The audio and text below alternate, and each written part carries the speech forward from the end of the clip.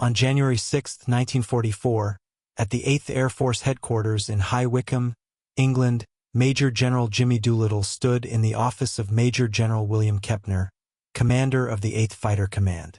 His attention was drawn to a sign on the wall above Kepner's desk. It read, "The first duty of 8th Air Force fighters is to bring the bombers back alive." Doolittle looked at it twice, then turned to Kepner and quietly said, "That sign needs to come down. It's wrong." Within hours, a new message took its place. The first duty of 8th Air Force fighters is to destroy German fighters. That small act would become one of the most decisive tactical turning points of World War II. What seemed at first to many bomber crews to be reckless, even suicidal, soon proved to be the strategic masterstroke that broke the Luftwaffe's power and secured air supremacy over Europe. For months, the situation had been critical. On October 14, 1943, 291 American B-17 bombers launched their second raid on Schweinfurt, deep inside Germany. Their mission was to destroy the ball-bearing factories vital to German industry. The bombers reached the target and dropped their payloads with precision, but the cost was catastrophic. 60 bombers never returned. Another 17 were damaged beyond repair. 600 men were killed or missing after a single mission. The odds of surviving a full 25-mission tour were bleak. During the worst periods of 1942 and 1943, survival rates fell to between 25 and 35%. Lieutenant Robert Morgan, pilot of the famous Memphis Belle, wrote in his diary that night, "We are being slaughtered. The fighters turn back at the German border, and we fly on alone into hell. The forts protect themselves well, but it's not enough. We need the fighters to go all the way with us, or we need to stop flying." German pilots had perfected devastating interception tactics. They gathered beyond the range of American escort fighters, then struck in coordinated waves. Attacks came head-on through bomber formations at closing speeds exceeding 600 miles per hour, giving American gunners only seconds to react. Luftwaffe fighters, armed with 30mm cannons and air-to-air rockets, could obliterate a B-17 with a single hit. The fundamental problem was range. American P-38s and P-47 Thunderbolts lacked the endurance to escort bombers to deep targets inside Germany. During the Schweinfurt Raid, escorts had to turn back more than 300 miles from the objective, leaving the bombers to face massed German defenses alone. By late 1943, General Henry Hap Arnold, commanding general of the U.S. Army Air Forces, issued a dire ultimatum. Unless the German Air Force was destroyed, Operation Overlord, the planned invasion of Normandy, could not proceed. American bomber losses were unsustainable.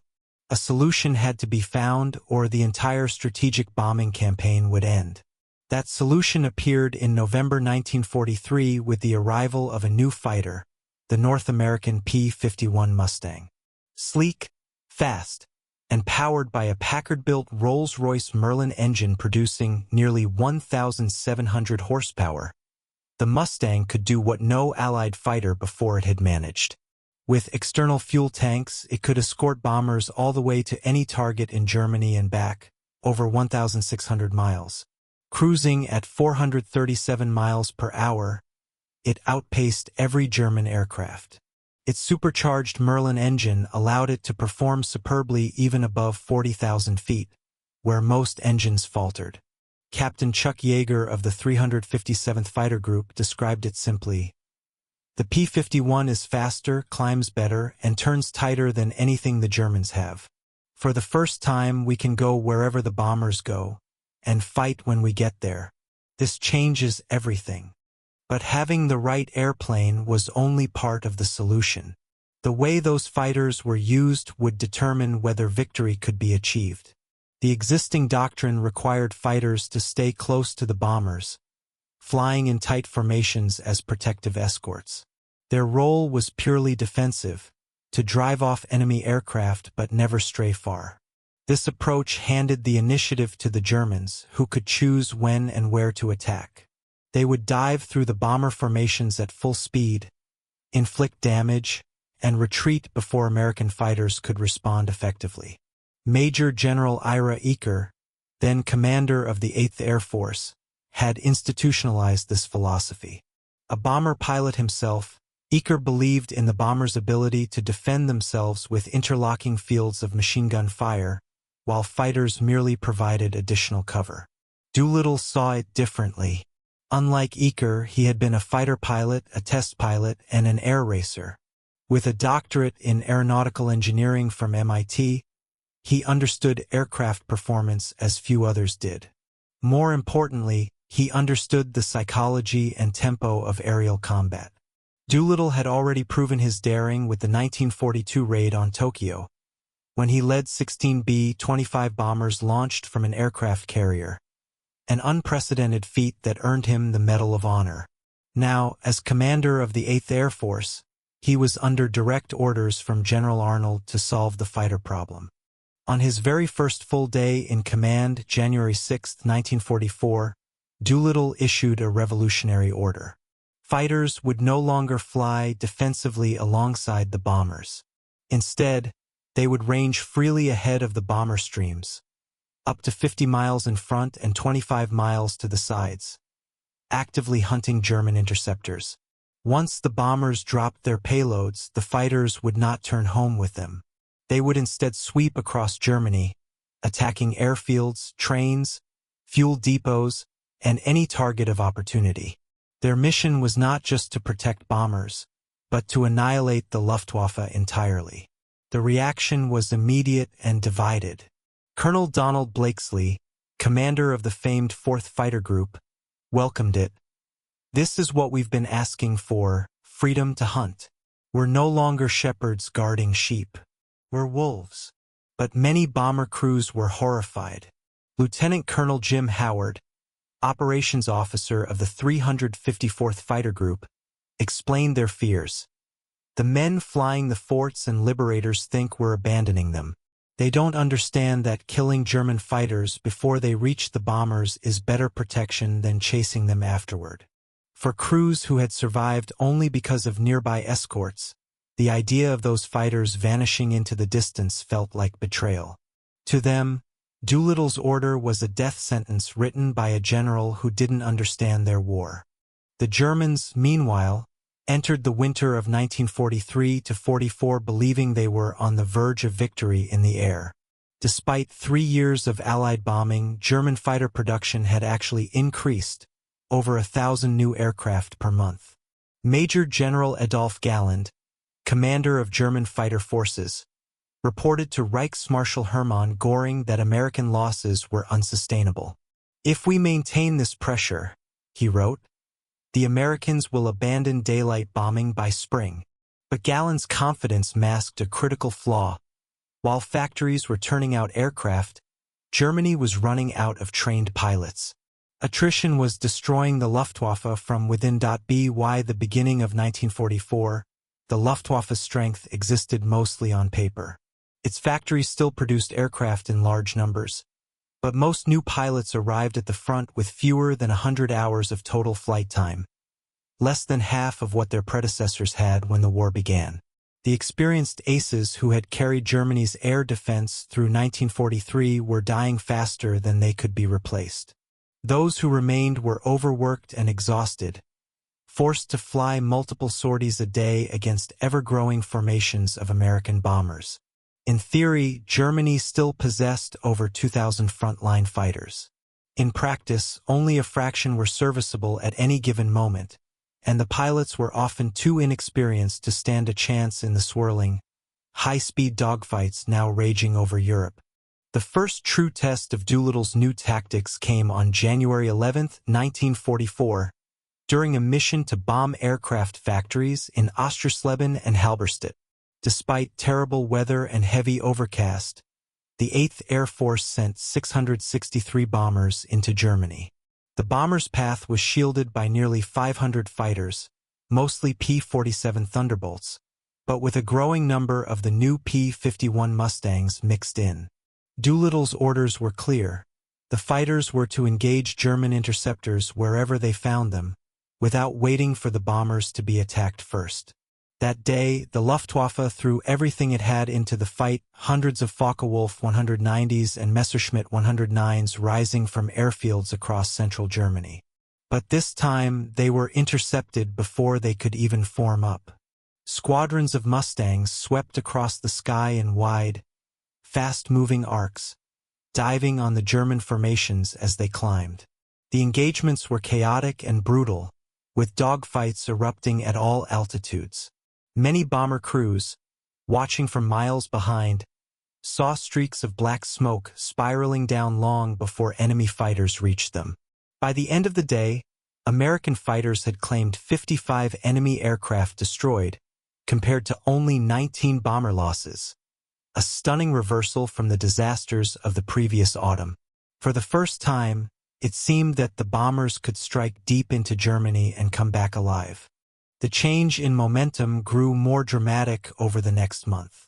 On February 20th, 1944, the Allies launched what became known as Big Week, a coordinated series of massive bombing raids against the heart of the German aircraft industry. Over 6 days, nearly 3,500 American bombers and 3,000 fighters attacked airframe and engine factories in Leipzig, Regensburg, Brunswick, and Schweinfurt once again. The Luftwaffe responded with desperate ferocity, throwing every available plane into the air. But the P-51s were now present in large numbers, and their pilots had begun to master the art of free-roving combat. Groups led by aces like Blakeslee, Don Gentile, John Godfrey, and Bud Anderson dove through enemy formations at high speed, breaking them apart before they could organize attacks on the bombers. Major George Preddy, one of the leading Mustang pilots, described it vividly. "We didn't wait for them to come to us anymore. We went looking for them. We flew high above the bomber stream, then dove down like hawks. You could see them climbing toward the bombers, and we'd hit them before they knew we were there. You had to make your shot count. There was no time for second chances." By the end of Big Week, the Luftwaffe had lost over 500 fighters and more than 100 experienced pilots. American losses were heavy, around 250 bombers, but the Luftwaffe could not sustain the same attrition. German aircraft production was severely disrupted, and the surviving pilots returned home to find their airfields in ruins. Adolf Galland later admitted that Big Week marked the turning point. "We had no reserves left," he wrote after the war. "Our young pilots were brave, but they had no chance against the Mustangs. They were slaughtered before they learned the art of survival." Goring, furious at the mounting losses, lashed out at his commanders, accusing them of incompetence and cowardice. But the truth was simple. Doolittle's strategy had turned the tide. The Luftwaffe was being destroyed not over its own cities, but in the skies above them. Throughout March and April 1944, the Allied onslaught intensified. The Mustang groups now ranged deep into German territory on a daily basis, attacking airfields, trains, and convoys with guns and rockets after escorting the bombers. They were ordered to destroy anything that moved: fuel depots, locomotives, even horse-drawn wagons, crippling the German transport network. Major James Goodson of the 4th Fighter Group called it a license to kill. He recalled, "We'd drop our tanks at the border, dive to the deck, and sweep airfields. We'd catch fighters taxiing or taking off and rake them with fire. There was no place left for them to hide." This relentless offensive soon reduced the Luftwaffe's operational strength to a shadow of its former self. By May, American pilots were reporting missions where they encountered little or no opposition at all. The once feared German fighter force had become fragmented and reactive, forced to hide its planes during the day and operate from makeshift airstrips. Allied reconnaissance photos showed wrecked aircraft littering runways across western Germany. Even when the Luftwaffe managed to get planes into the air, their impact was minimal. The Mustangs were faster, higher flying, and more numerous. For the bomber crews, the change was almost miraculous. The missions were still dangerous. Flak and weather claimed many lives, but the terrifying mass attacks by German fighters became rarer with each passing week. Sergeant Bill Tuttle, a ball turret gunner on a B-17, later recalled, "You could tell something had changed. You didn't see the sky fill with 109s anymore. You still saw them now and then, but the Mustangs were there too, chasing them down. It was like the whole war turned a corner." While the P-51s dominated the skies, another key factor worked in the Allies' favor: fuel. German aviation ran on synthetic oil derived from coal, produced at a handful of major plants in central and eastern Germany. In the spring of 1944, these refineries became top-priority bombing targets. The effect was devastating. Within weeks, German fighter operations were severely constrained by shortages of high-octane fuel. Pilots often flew with reduced throttle settings to conserve fuel, and training flights were drastically curtailed. Doolittle's dual-pronged strategy, destroying the Luftwaffe in the air and starving it on the ground, was succeeding faster than anyone had anticipated. By June 1944, when the Allies launched Operation Overlord, the Luftwaffe was effectively broken as a fighting force in the West. Only a handful of German aircraft appeared over the beaches of Normandy, and those that did were quickly shot down. The dominance of Allied air power was total. The bombers now struck targets across the Reich with impunity, and the P-51s ranged as far as Berlin, even strafing the capital's airfields. One Mustang pilot, Lieutenant William Wisner, described the feeling, "We owned the sky. That's the only way to put it. We could go anywhere, do anything, and no one could stop us." But for the men of the Luftwaffe, it was the beginning of the end. Their homeland lay exposed, their fuel dwindled, and their young pilots died faster than they could learn. By late summer 1944, Germany's once-feared fighter arm was reduced to fragments. Still dangerous, still deadly on occasion, but no longer capable of shaping the outcome of the war. In the summer of 1944, the strategic bombing campaign entered its most destructive and decisive phase. With air superiority firmly in Allied hands, the 8th Air Force could strike at the heart of the German war machine without facing the swarms of interceptors that had once made each mission a gamble with death. The Mustangs led the way, sweeping ahead of the bomber formations like a relentless tide. They hunted for anything that moved: rail lines, trucks, locomotives, even individual vehicles fleeing down country roads. In the air, their dominance was almost absolute. The Luftwaffe could no longer contest the skies in daylight. Their aircraft were being destroyed faster than they could be replaced, and every sortie cost them irreplaceable pilots. The statistics told the story with chilling clarity. Between February and June of 1944, the Luftwaffe lost nearly 2,600 fighters in the West. German factories still managed to produce new planes, but the quality of the pilots flying them declined dramatically. Many of the new recruits were barely out of flight school, rushed through abbreviated training programs that emphasized takeoffs and landings rather than combat tactics. Allied intelligence intercepted reports from German commanders complaining that rookie pilots froze at the first sign of combat and could not distinguish friend from foe. The result was predictable. Each day, the skies over Europe became a graveyard for the once mighty Luftwaffe. Inside Germany, morale among both civilians and military personnel began to collapse. The endless drone of Allied bombers overhead, the sirens, and the thunder of anti-aircraft guns created an atmosphere of constant dread. Entire cities were reduced to rubble. Hamburg, Cologne, and Frankfurt had already suffered devastating attacks, and now Berlin itself was under regular bombardment. The psychological toll was immense.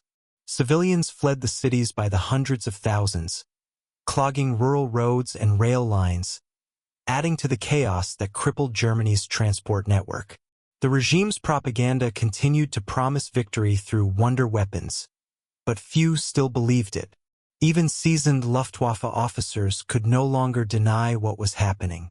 "We are finished," wrote one pilot in his diary after a mission in July. "The Americans come in waves that never end, and the Mustangs are always above us. We take off, and before we can climb to altitude, they are already there." Meanwhile, Doolittle's fighter groups became legends in their own right. The 4th, 352nd, 357th, and 364th Fighter Groups produced some of the greatest American aces of the war, men like George Preddy, John C. Meyer, Bud Anderson, and Chuck Yeager. Their kills mounted at a staggering pace. Preddy, flying his famous P-51 Mighty, became one of the top Mustang aces with 26 aerial victories, including 6 in a single day during the Ardennes offensive. Yeager, who would later break the sound barrier, described those months as a deadly but exhilarating period. "Every time we went up, there was a chance you wouldn't come back, but we had the edge." The P-51 was faster, tougher, and more forgiving. You could dive away from anything, and you could outturn most of what you couldn't outrun. The new freedom Doolittle had granted his pilots also changed the culture of the air war. Fighter squadrons became aggressive, independent units that thrived on initiative and quick decision-making. Pilots were encouraged to act on instinct, to exploit every opportunity rather than waiting for orders. The result was a force that fought with almost predatory efficiency. Colonel Don Blakeslee summed it up bluntly: "You didn't need to tell our guys what to do. You just had to turn them loose." This transformation wasn't limited to the skies over Germany. As Allied ground forces advanced after the Normandy landings, air power became a decisive instrument in every operation. The P-51s were soon joined by swarms of P-47 Thunderbolts and RAF Typhoons, which specialized in ground attack. Together, they turned every German movement into a potential death trap. Supply columns, armored units, and retreating divisions were shredded by rockets and machine gun fire from above. The Luftwaffe tried to respond with its remaining fighters and a handful of new jets, but it was too little, too late. The Me-262 jet fighter, the world's first operational jet aircraft, was fast and powerful, but fuel shortages, mechanical issues, and Hitler's interference, insisting it be used as a bomber, kept it from making a significant difference. Allied pilots learned to attack the jets during takeoff or landing, when their engines were weakest. Even this technological marvel couldn't reverse the collapse. By autumn 1944, the Luftwaffe's decline had become irreversible. The Germans launched desperate counteroffensives on the ground, culminating in the Battle of the Bulge that December. Yet, even during that massive operation, the Luftwaffe's role was minimal. Bad weather initially grounded most Allied aircraft, giving the Germans a brief advantage, but when the skies cleared, the full weight of Allied air power returned. The result was devastating. In a single day, January 1, 1945, the Luftwaffe attempted one last major coordinated strike against Allied airfields in Western Europe, known as Operation Bodenplatte. It was meant to cripple Allied air strength on the ground. Instead, it destroyed what remained of Germany's own air force. The operation succeeded in damaging many Allied aircraft but cost the Luftwaffe more than 300 planes and nearly as many experienced pilots. Men who could no longer be replaced. It was, in effect, the Luftwaffe's suicide note. While Germany's air defenses disintegrated, Doolittle's leadership and innovations earned him immense respect from both his men and his superiors. His understanding of the broader picture, how air power connected to the success of the entire war, was crucial. He realized that the destruction of the Luftwaffe was only one step toward total victory.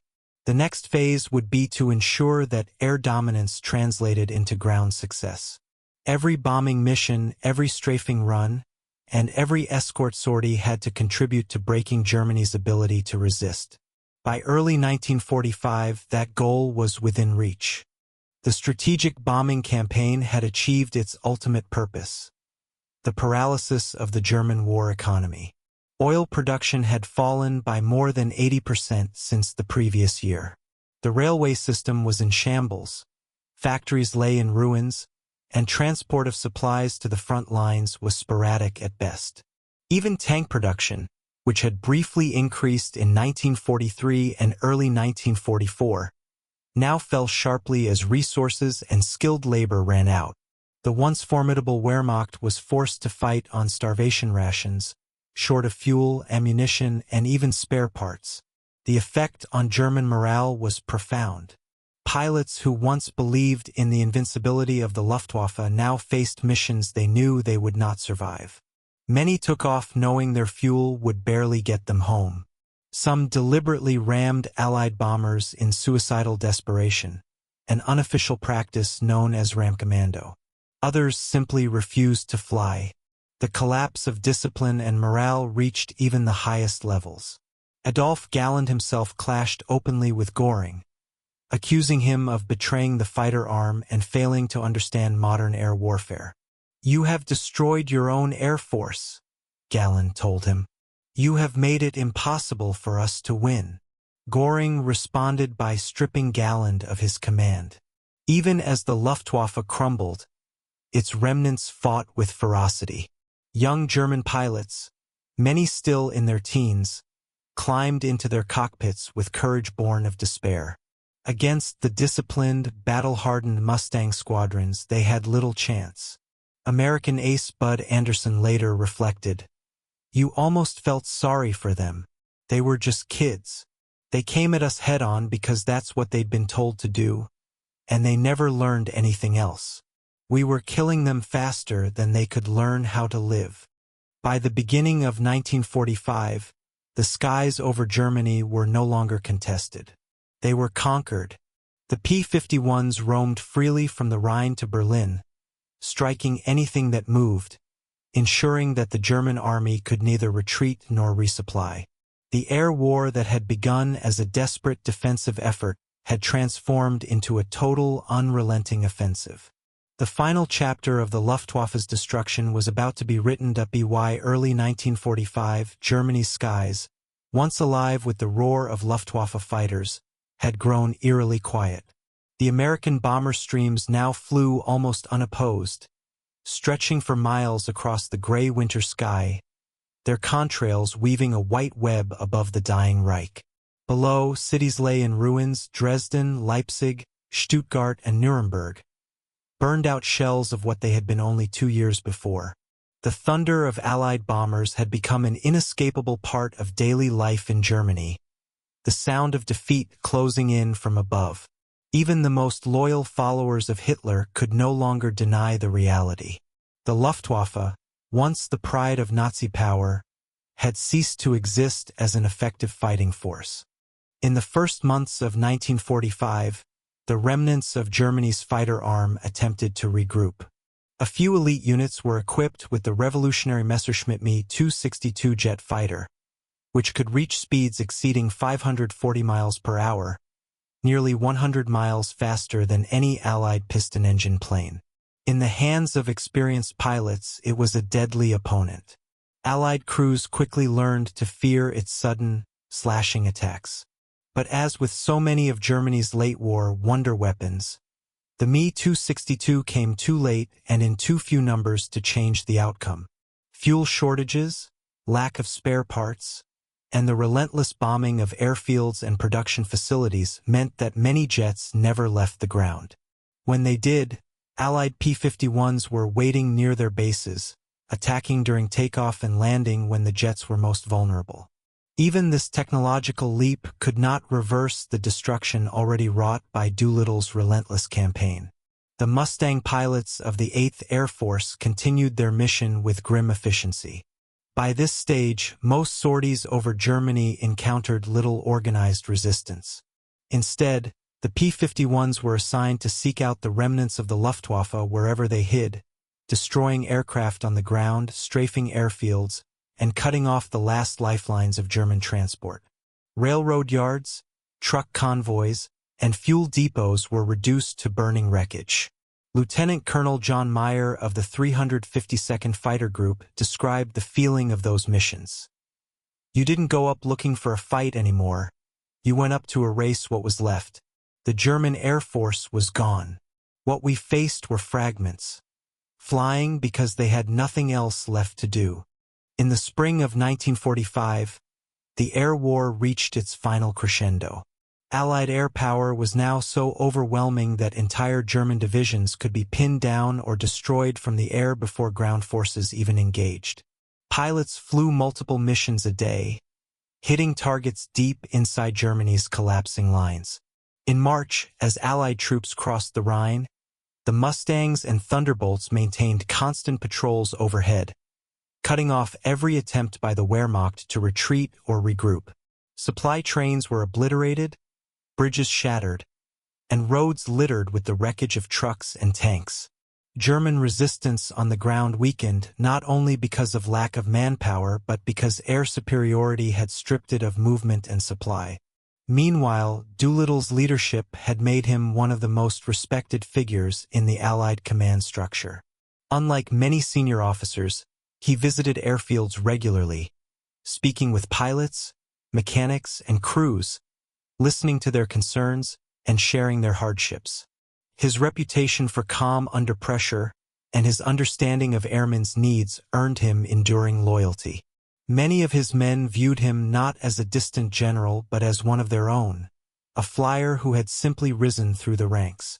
When victory finally came, Doolittle refused to claim credit for himself, insisting that the success belonged to the thousands of pilots and crews who had risked and often lost their lives to make it possible.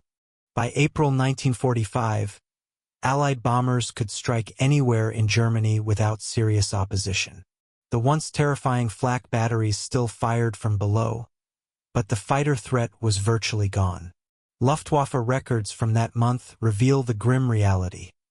Fewer than 200 operational fighters remained to defend the entire Reich. Many of those were grounded for lack of fuel. Desperate orders went out from the high command demanding that aircraft be conserved for the defense of Berlin, but few responded. The end was near. Even Adolf Galland, once Germany's most celebrated ace, could only watch helplessly as his beloved fighter arm disintegrated. "It was over," he later wrote. "We had no planes, no fuel, no pilots, and no hope." As the Allies advanced into Germany, airfields once brimming with activity lay silent. Burned-out wrecks of Me-109s and FW-190s lined the runways, their twisted metal reflecting the pale spring sunlight. American and British troops captured hangars filled with unfinished aircraft and half-completed jets that would never fly. The war that had begun with the Luftwaffe dominating Europe's skies had ended with the Luftwaffe destroyed by its own overreach, its pilots sacrificed, its resources drained, its arrogance undone by the relentless determination of the Allies. The statistics at the war's end were staggering. Between 1942 and 1945, the 8th Air Force lost over 26,000 men killed in action, more than the entire Marine Corps during the Pacific Campaign. Nearly 5,000 bombers and 1,000 fighters had been destroyed in Europe's skies. The cost of victory had been immense, but the results were decisive. In the last year of the war, Allied air power had reduced Germany's ability to wage war by more than 70%. Oil production, once the lifeblood of the German war machine, had nearly ceased. Armored divisions sat motionless for lack of fuel. Supply chains collapsed. The skies that had once protected Germany's armies now belonged entirely to her enemies. For the men who had fought in those skies, the end of the war brought a strange mix of relief and emptiness. They had survived what was once considered nearly impossible, completing a full tour of missions over Germany. Some returned home as heroes. Others carried the memories of lost comrades and burned cities for the rest of their lives. Many struggled to reconcile the pride of victory with the devastation they had witnessed from above. Pilots spoke of the surreal experience of flying over ruins where entire cities had once stood, knowing that their bombs had helped bring an end to tyranny but also unimaginable suffering. Jimmy Doolittle, reflecting years later, described his feelings with characteristic honesty. "I have never regretted what we did," he said, but I have always regretted that it had to be done. His decision to unleash the fighters, to abandon the doctrine of passive escort and take the fight directly to the enemy, had changed the course of the air war and perhaps the war itself. By turning offense into defense, he had stripped the Luftwaffe of its initiative and broken its back. Yet Doolittle never saw it as personal triumph.